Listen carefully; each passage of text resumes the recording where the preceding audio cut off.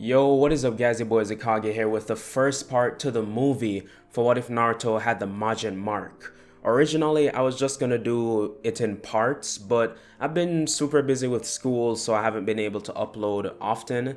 So I just did a bunch of work yesterday, so I have enough time to do this half movie today and hopefully drop the second part tomorrow. So on the topic of this what if, Naruto isn't going to have any Saiyan abilities, if any of you are wondering. Well, he may be able to fly, but that's up to you guys. But yeah, the Majin Mark mainly increases his physical strength and his jutsu's strength like tenfold, even more. But Naruto could get some of Babidi's magic. Who knows? Stick around and find out. And hopefully you guys will go on to enjoy the video. Now let's just get right into the what if.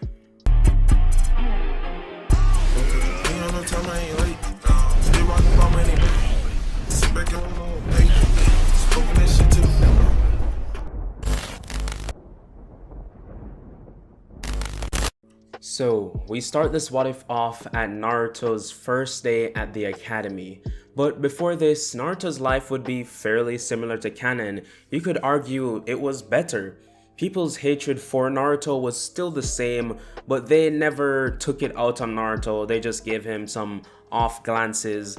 But other than that, Hiruzen spent more time with Naruto, and like every chance he had off working as like the Hokage, Hiruzen, he would visit Naruto, they would eat together, so Naruto would have a better father figure in his life. But something unknown to Naruto and almost everyone in his world is that someone from a different universe has been living among them, and this would be Babidi. Sorry if my pronunciation is wrong, you can correct me in the comments. So yeah, back in the Dragon Ball universe, Babidi still does his shenanigans with his magic and ends up facing death by the hands of Majin Buu. But using his magic, he managed to teleport back to his spaceship, and like foreseeing the death of Buu, Babidi had to rethink his plans because he wouldn't be able to get his revenge since, Buu would die. So he starts to contemplate, and while he thinks, I should mention something. I think I've said this in every what if I've done it, like including Dragon Ball, but I haven't watched the show, so most of the facts I'm saying are coming from the top searches on Google, so hopefully it's alright. So now Babidi, he's been contemplating what to do now that Buu is out of the picture. Then his mind runs onto a spell he's been experimenting with for months. And he runs over to this huge book he has, filled with a bunch of spells and incantations. And Babidi starts to refine the spell he's been working on, like working out all the issues he's discovered, and it wasn't long until he was ready to test it out. And he starts chanting the spell, and in an instant his entire spaceship disappears, and Babidi and his ship starts to travel through time and space to an unknown world, a world of ninjas and chakra, the Naruto universe. So Babidi gets thrown to the ground in his spaceship still, and he groans and holds his head wondering like where they are.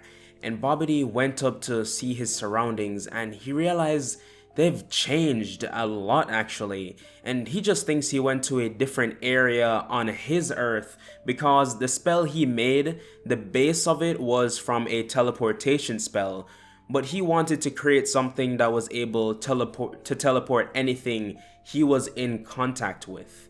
So that's why his ship was teleported as well, but it seems he made it a bit too powerful. And Babidi, he starts to fly away trying to get a better look of where he's at, and he's searching for any landmarks, and then he sees a village, but something wasn't right. In a massive puff of smoke, a giant fox appears and starts to destroy the village, crushing people and buildings. And Babidi has never seen any creature like this. It's just a mass of energy basically. It wasn't an actual animal. But Babidi observed the fourth Hokage and Kushina, and how he was helped by Kushina to seal the fox into this boy, Naruto Uzumaki.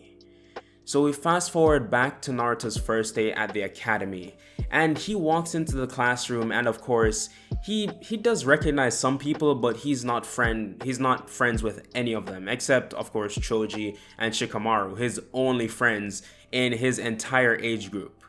So Naruto, he goes to sit by the window, some usual anime protagonist stuff, and he's sitting there waiting on the teacher to arrive, and it's not long after that Iruka does walk into the classroom and starts to quiet everyone down because they're kids, they're being really loud. And he looks over all the faces and he has a smile on his face. He says, "I'm happy to see you all here. I'll be your homeroom teacher for the for the rest of your time in the academy, so get used to me." But before we get started, let's take attendance. So Iruka starts going through all of the names he has on his list, and once Iruka realizes that everyone is here, he starts the usual lessons. And anyone familiar who has watched like more than one Naruto series on my channel knows that it is a tradition for whenever like Iruka he's teaching, I give you guys questions. And in the last Naruto series, I think it was the Killua one, you guys were straight up laughing at me. I was saying, oh, it was gonna be a hard question. I'm like, barely anyone is gonna get it. You guys are gonna have to search it up and, take your L. But everyone ended up laughing at me. So, I'm not throwing any punches, but I kinda am, because it's not hard, but you definitely do have to think about it. So the question is, which member of the Akatsuki survived the longest? And I'm talking about the Shippuden Akatsuki, so I don't want to see Orochimaru in the comments. So that is your question. Google, of course, is not allowed. Just draw from your memory. It does take some time to remember, but it is kind of easy, I'm not gonna lie. Just one day I'm gonna come at you guys with a question you won't be able to answer. I'm sparing you right now. This is what mercy feels like. So Naruto, he's sitting down writing his notes, and he can't help but get a feeling that someone or something is watching him. But Naruto, he just brushes it off. He just continues taking the notes from Iruka. Right now they're doing like ninja politics or something, bro. I don't know. So after that class is finished and they go on break, once they're off break, Iruka, he tells them that he wants to have a bit of a test to see their baseline of where they start off, so they can keep testing them and see their progress as they go through the academy. And everyone, they were like, okay, it makes sense. So Iruka tells them all to go outside and to line up and just wait for him to get out there. So everyone goes outside, makes neat lines, and once Iruka is there, he has a bunch of pouches filled with kunais and shuriken, and actually scrolls even. So Iruka, he starts to explain that they're going to have a bit of a fitness slash ninja training. So he tells everyone to start running laps and just go until you drop, like you can't even move anymore. So everyone, they start running, and some of the outliers that follow early, some of them are Choji, bro. I'm sorry, you're hella fit, but Choji, bro, you gotta lay off the barbecue. So after Choji, it would be like Shikamaru, because he's just too lazy for this. And then some other background characters start falling off. And finally, the two remaining competitors are Naruto and Sasuke, because Naruto was not going to stop. Because Naruto saw Sasuke as someone who kept stealing the light from him. He's like this beacon of hope that everyone has. Like, he's a member of the Uchiha clan. Like, everyone loves the Uchihas. They're the strongest. And Naruto, he just wants to prove that he can be as strong, if not stronger than Sasuke, and to become the Hokage. So they start running around, and Naruto, it isn't long before he stops as well, because this is still regular kid Naruto. He hasn't trained, he hasn't done anything different than canon. So Naruto, he does not make it far, and Sasuke ends up doing 10 more laps. So Naruto, he's just cursing himself on the ground, and he gets up and sees Sasuke smirking and actually talking to some of his fangirls, because remember, this is before the Uchiha massacre. So after this is kunai and shuriken accuracy training. Guys, I swear I speak English. I don't know what's happening today. So they all line up to start throwing these shuriken and kunai, and Naruto, he does as well as he does in the laps. Naruto, he's terrible, man. Like, he hasn't even touched kunais before, so what do you even expect?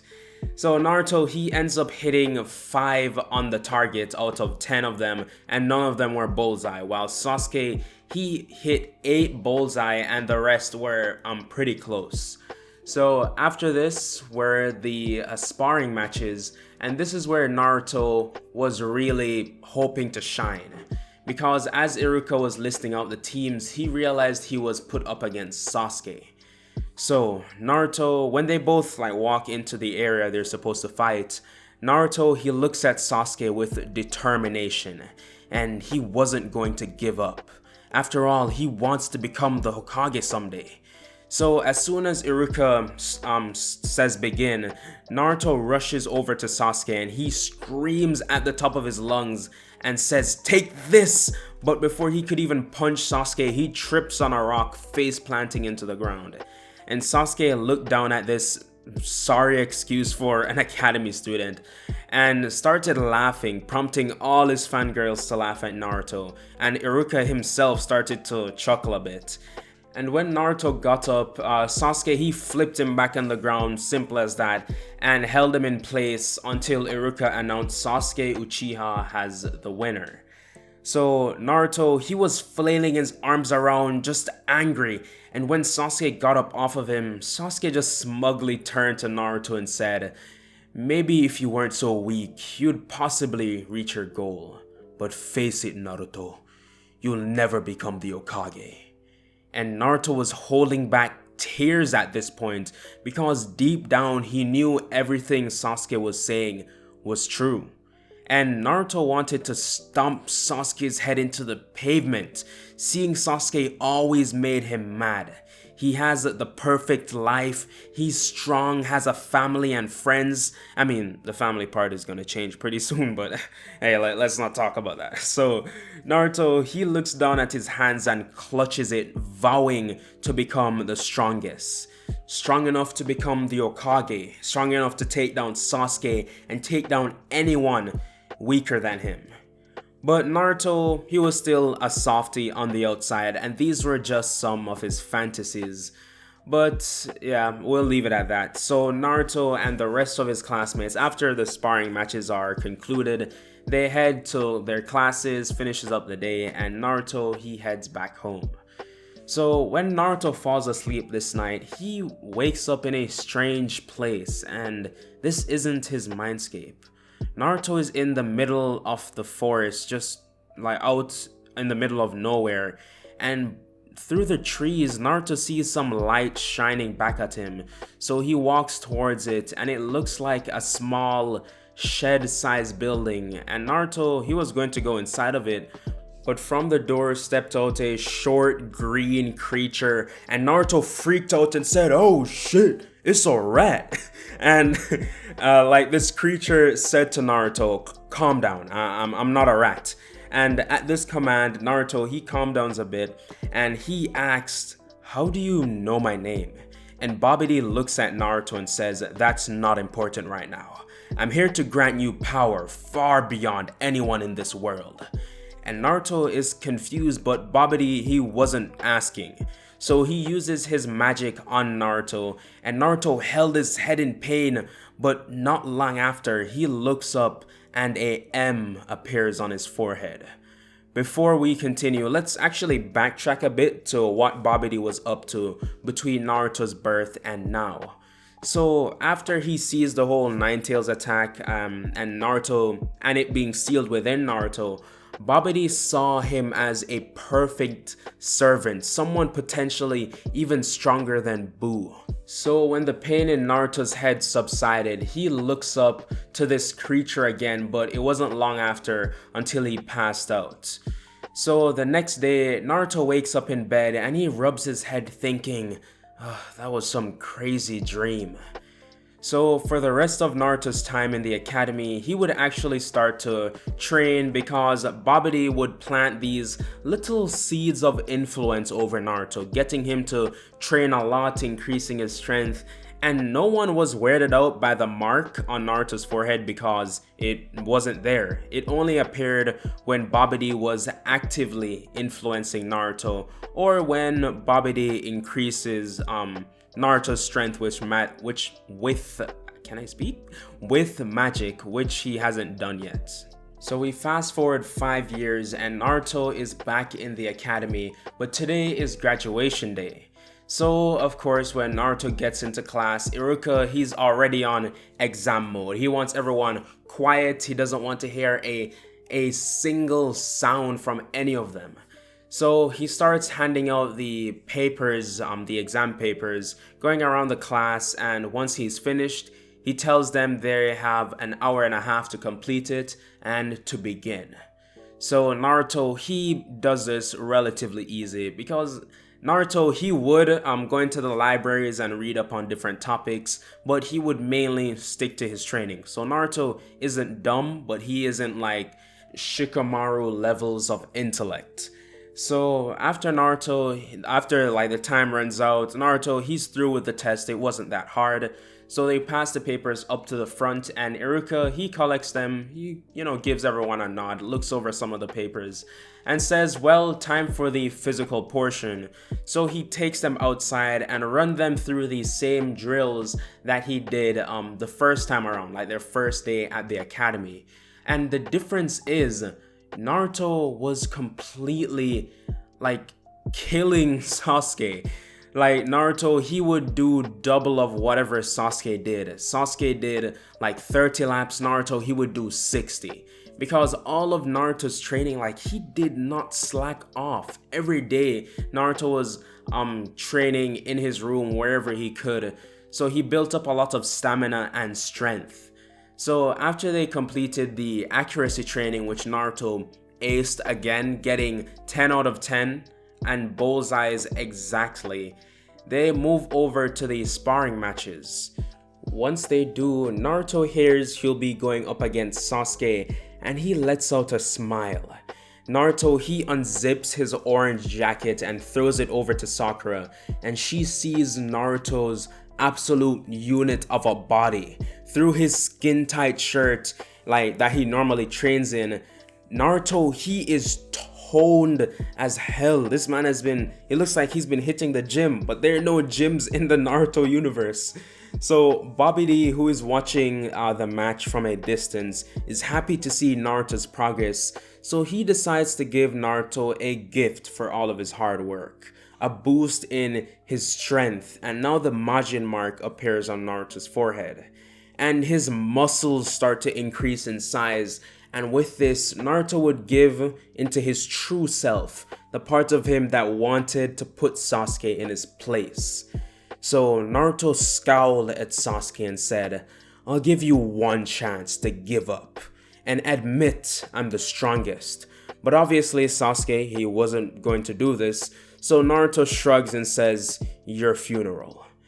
As soon as Iruka lowers his hand for the fight to start, Naruto runs at Sasuke way quicker than he expected, and this threw him off guard, and Naruto was in front of him within seconds, giving Sasuke no time to weave hand signs, and Naruto uppercutted Sasuke into the air, but before he could fly off, Naruto grabbed him and slammed him back into the ground, leaving a small crater. Naruto stepped on Sasuke's chest, and Babidi was pushing him to completely crush his ribcage, and Naruto said, goodbye, Sasuke Uchiha. And Naruto raised his foot about to stomp down, but out of nowhere, Hiruzen stepped in, grabbing Naruto and pulling him off Sasuke.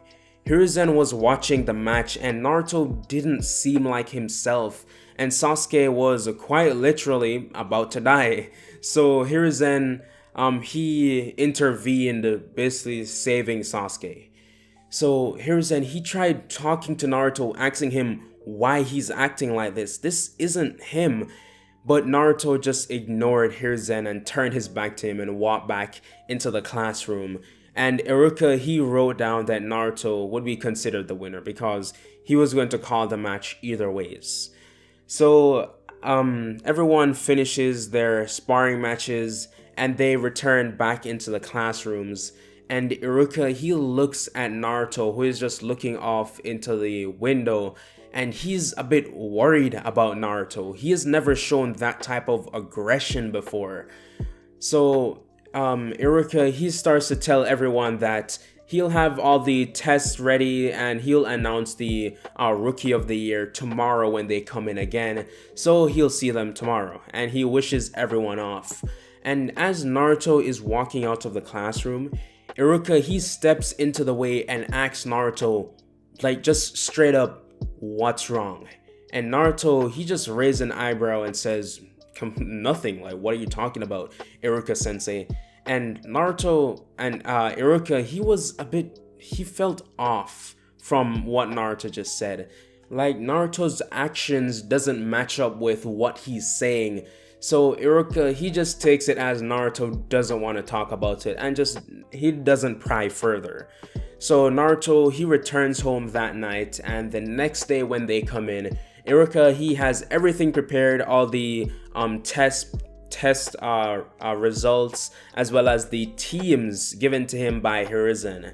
So he starts going through the list and saying the rookie of this year is, and Sakura, she's excited because she's ready to jump up and cheer for her Sasuke-kun.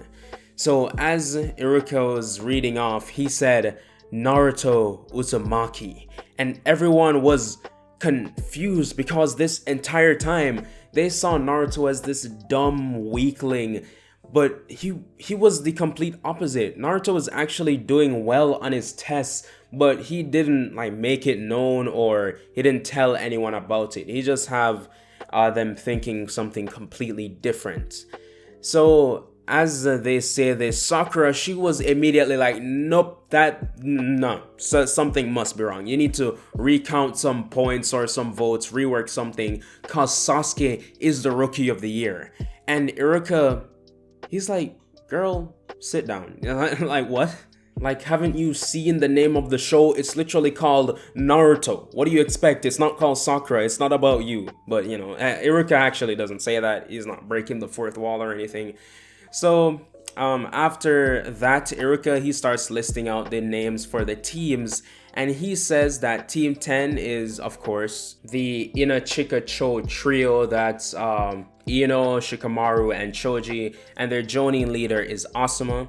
And Team 8 is Kurenai, who's their joining leader, and Hinata, Kiba, and Shino. Those are all the Genins. And for Team 7, it's Light Cannon, Naruto, Sasuke, and Sakura, and their joining sensei is Kakashi. So after that's all said and done, Kakashi and Kurenai were already at the door, waiting to take their teams out, while Team 7 just had to sit there, lie in wait for their joining sensei to show up whenever he felt like it. So after about 2 hours of them just sitting in class, Sakura annoying Sasuke and Naruto, he's just looking off into nothingness. Finally, Kakashi shows up and he like rubs the back of his head, saying, sorry guys, I got lost on the path of life. And no one was buying it. So Kakashi, he said, alright, just meet me on the roof. We'll get through some introductions and tell you what are the requirements for being on Team 7. So they all head up to the rooftop and sit down in front of Kakashi, and he tells them to introduce themselves, say their names, their likes, dislikes, and goals in life. So Sakura, she goes up first, says her name is Sakura Haruno, and after that she says she likes a certain someone and she dislikes another certain someone, glancing over to Naruto, and her goals are to make the perfect husband. And Kakashi, he's like, oh no, she's a lost cause, oh my god. Alright, Sasuke, you're up next. And Sasuke, he puts his hands over his mouth and he says, my name is Sasuke Uchiha. What I have is not a dream, because I will make it a reality. I need to kill a certain someone and destroy someone else, glancing over to Naruto. And Kakashi, he's like, oh, scary emo. Naruto, just save these three, please. So Naruto, he goes up next and says, my name is Naruto Uzumaki. I like eating ramen and I don't dislike much in particular. And my goal is to become the Hokage. And this is Naruto's true side coming out, basically. So Naruto, he still has the M on his forehead because he permanently has the strength bestowed upon him by Babidi, but it isn't always controlling his personality, so sometimes Naruto's personality does come out. So Kakashi, hearing Naruto's reply, was actually impressed at how simple it was compared to everyone else. So after this, Kakashi starts to explain how they'll have to meet him at the training grounds tomorrow. And as Sakura's about to ask him why aren't they already a team, they should start doing missions as soon as possible. But Kakashi, he just dips, poofing into a cloud of smoke. And Sakura, she just folds her arms and says, what a dumb sensei. So after saying that, Naruto, he decides to get out of here as well. So he goes home and just rests for the rest of the day, leading up to tomorrow where he has to meet with his teammates. So Naruto, he gets up and, Naruto, he has some actually nutritious food because he stopped eating ramen because, ramen is good, but having it every single day on end is not going to be good for you. Having anything in excess is bad for you. So, after Naruto finishes his meal, he heads out to the training grounds. He's just jumping from building to building, and when he gets there, he sees Sasuke and Sakura under a tree. It looks like they've been waiting for a while. Because Naruto knew Kakashi would be late, so he tried coming 30 minutes late as well. But Kakashi, he's a different breed. Bro ends up being 3 hours late. So they're out in the sun, they're under the shade of a tree, so they're pretty alright. But they have to wait there for 3 hours. And remember, Kakashi told them not to eat, even though Naruto didn't follow this. But yeah, Sasuke and Sakura, they're starving, they're tired, they're restless, they want to go home. And that's the time Kakashi decides to show up. So he gets there, and as soon as he appears, Sakura is ready to rip into him, saying he shouldn't have been late and why did he tell them not to eat? She's dying. But before she could get any of this out, Kakashi, he comes up with his usual dumb excuse saying a black cat crossed my path, so I had to take the long way around. But whatever, they just move on, and Kakashi, he starts to explain why they're out there in the first place. He says that they have to do a test, and this is the bell test. He brings up 2 bells and says whoever are the 2 people to get these bells would move on, and the loser gets sent back to the academy. And Sakura, knowing that out of Sasuke and Naruto, she's the most likely to lose, so she starts questioning everything about this. Like, why are they even doing this? They already did the graduation exams. They deserve to be on the team. But Kakashi was not having it, so he says, yeah, shut up. No one cares about you. Go back in the background, bro. Like what? So after that, he has them line up, and Kakashi, he's looking at his team, and a second later said, begin. So both Sasuke and Sakura rush into the bushes to hide, but Naruto, he didn't move. He looked at Kakashi and started cracking his neck and fingers, and Kakashi said, you're a confident one, aren't you? And Naruto didn't respond. He punched the ground, cracking the ground underneath Kakashi, and it opens up. He quickly jumps out of the way, but Naruto was there to intercept him, and he punches Kakashi across the field. And as soon as he hit the ground, he poofs into a cloud of smoke. And from the tree above him, Naruto, Kakashi looks down and said, you're pretty fast, but I'll be able to keep up. And Kakashi lifts his headband, revealing the Sharingan. And seeing this, Sasuke's eyes widen, and he thinks, but how? How does a non-Uchiha have a Sharingan? Yeah, Sasuke, it's a long story, bro. You don't want to know. So, Naruto, he looks at Kakashi and says, "So, the Sharingan. I've read up about it. A fully matured one will allow members of the Uchiha to copy opponents' technique just from looking at it, as well as enhance perception and reflexes." And Kakashi said, "Oh, seems someone did their homework." And he jumped down and weaved hand signs in the air. And when he landed, Kakashi said, "Water style, water blade." And from the river next to him, water starts shooting out as sharp as a blade. And Naruto, he focused on that, easily dodging all of them. But because his focus was on, the water trying to kill him, Kakashi came up and punched Naruto across the face. And Naruto started stumbling back, and when Kakashi went for another, Naruto leaned back, almost falling over, but he recovers and punches Kakashi since he was wide open. Kakashi manages to block it, but the damage was incredible. He can feel his bones breaking. He said to himself, "This kid's strength, it reminds me of Tsunade. I need to stay clear of his fists." Luckily, he's only a genin and can't do any jutsu.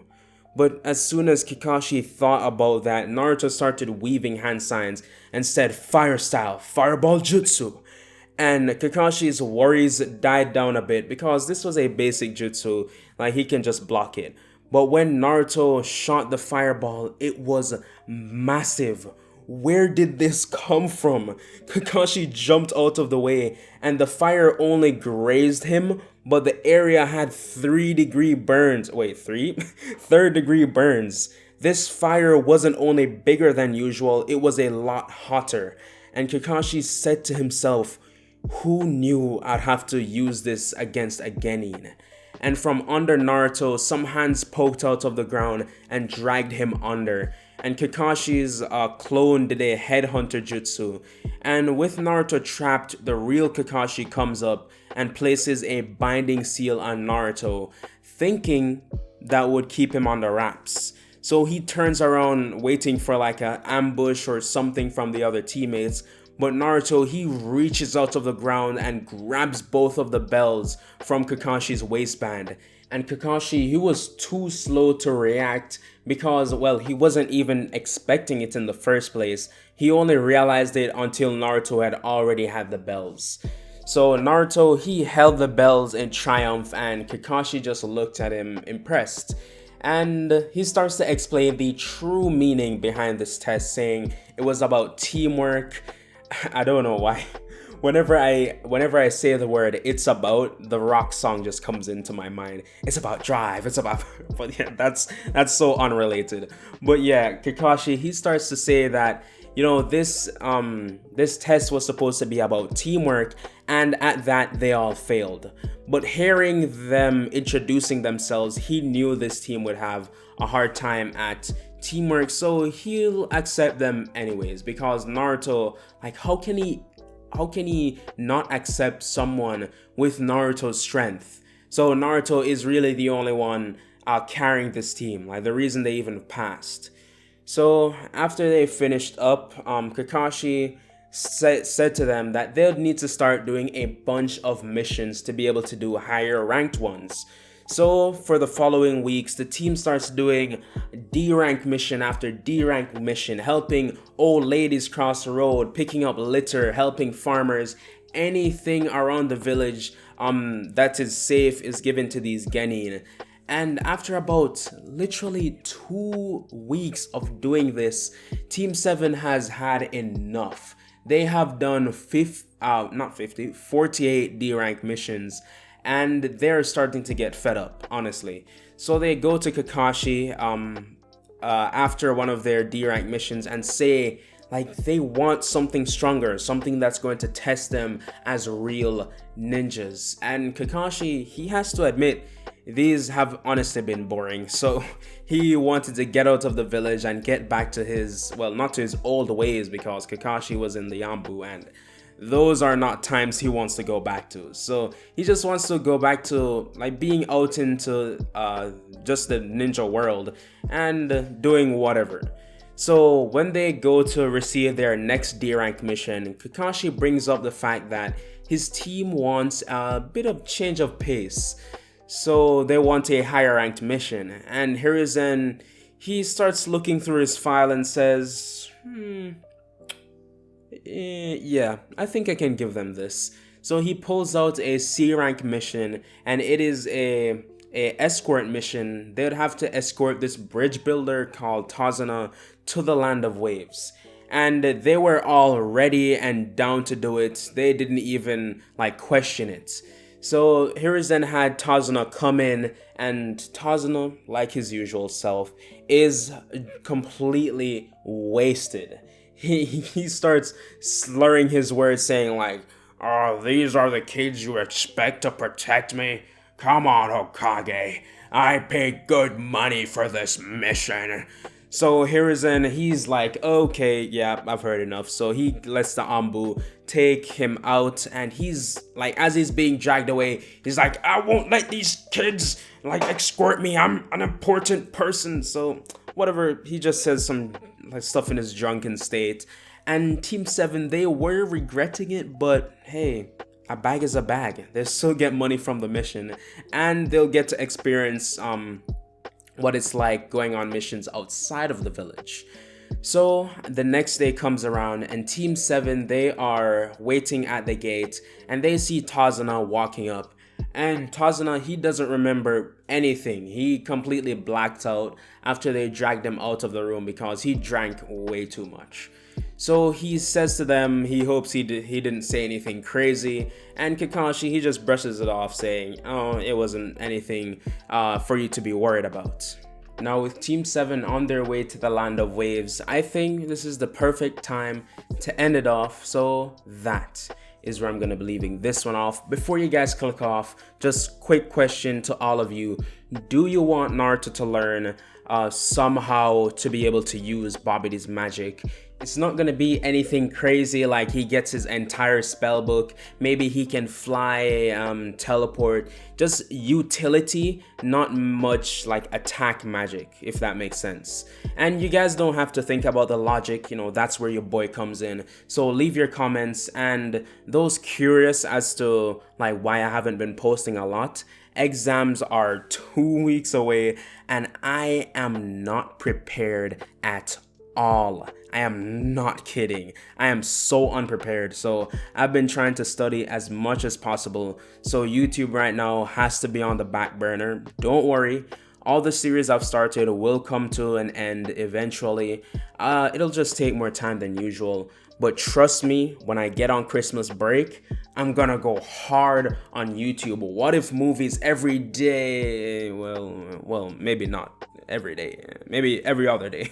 So yeah, if you guys are still around all the way to the end, type orange in the comments. It shows me who the real ones are. And if you like the video, and if you like my content in general, consider subscribing. And yeah, I'll see you guys in the next What If. And remember, like and subscribe.